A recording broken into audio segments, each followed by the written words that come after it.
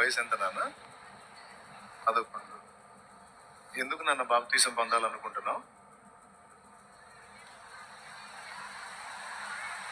పెరిగాను కాబట్టి.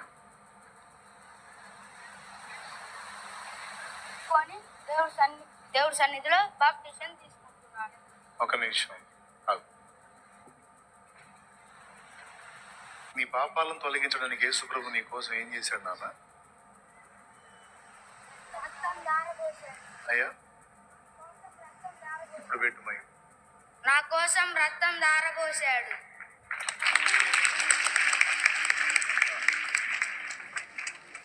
ఇప్పుడు నీది చిన్న వయసు కదా, ఇప్పుడే ఎందుకు తీసుకోవాలనుకుంటున్నావు? నేను ఉంటానో ఉండనో నాకు తెలీదు, అందుకనే దేవుడి సన్నిధిలో బాప్తీసం తీసుకుంటున్నాను.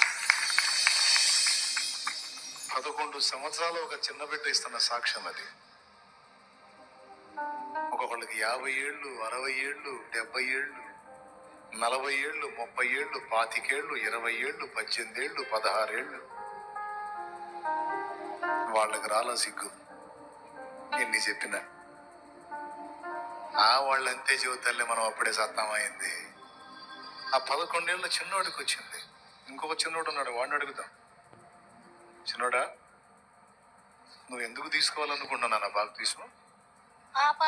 పాపాలని కడుక్కొని పరిశుద్ధుడు అవ్వటానికి. పాపాలు కడిగేసుకొని పరిశుద్ధుడు అవ్వటానికి. పాపాలు కడగబడకపోతే ఎక్కడికి వెళ్తావు నాన్న? స్వర్గంకి వెళ్ళిన తర్వాత. పాపాలు కడగబడకపోతే నరకంకి. అదుగో, వాడికి అర్థమైంది. పాపాలు కడగబడితే పరలోకానికి. మనకు పరలోకం ఇవ్వడానికి, నరకం నుంచి మనల్ని కాపాడటానికి యేసయ్య మన కోసం ఏం చేశాడు నాన్న? ప్రాణం పెట్టాడు.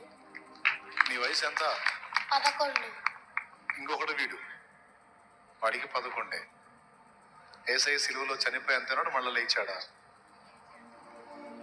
తిరిగి లెగిచాడు 3వ రోజు. మూడో రోజు తిరిగి లేచాడు. రెండో రాకడలో రాబోతున్న వాడెవరు? యేసయ్య. అవునా? నువ్వెందుకు తొందరపడ్డావు నాన్న?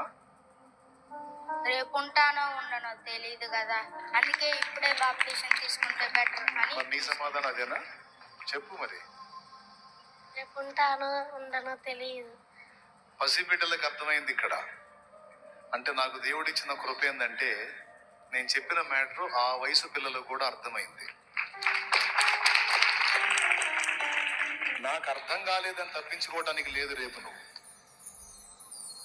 రేపు ఉంటావన్న